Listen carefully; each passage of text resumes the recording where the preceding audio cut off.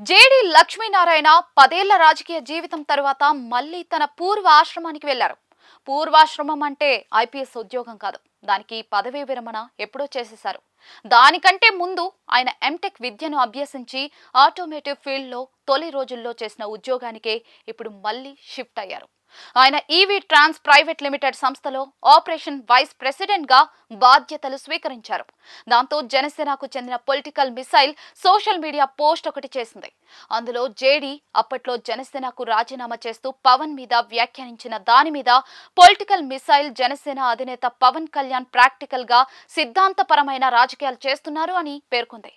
కాబట్టి మీరు ఇప్పటికైనా దానిని అర్థం చేసుకుని ఉంటారని ఆశిస్తున్నామని పేర్కొంది.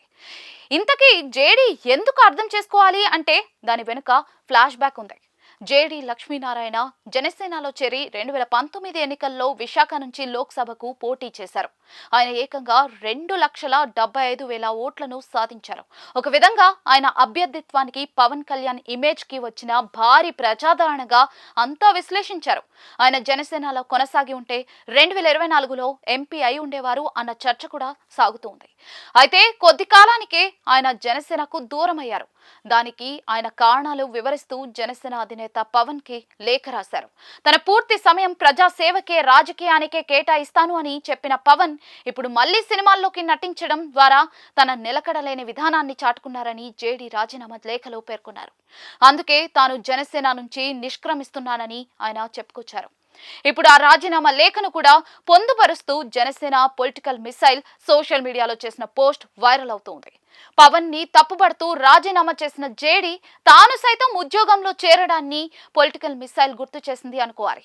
రాజకీయాల్లో ఉంటూ జేడీ తన పూర్వాశ్రమానికి చేరువ ఎలా అయ్యారో అలాగే పవన్ కూడా తన పూర్వాశ్రమమైన సినిమాలను చేసుకోవడంలో తప్పు లేదు కదా అన్నదే ఈ పోస్ట్ అర్థంగా చూడాలి. అంటే పవన్ మాటలు కాదు, ప్రాక్టికల్ గా అన్ని ఆలోచిస్తారని, ఆయనకు నిలకడ లేదని విమర్శించడం తప్పు అన్నట్లుగా ఈ పోస్ట్ అంతరార్థంగా ఉంది. మొత్తానికి భూమి గుండ్రంగా ఉంది అన్నట్లుగా జేడీ సైతం తన ఉద్యోగాన్ని తాను వెతుక్కున్నారు.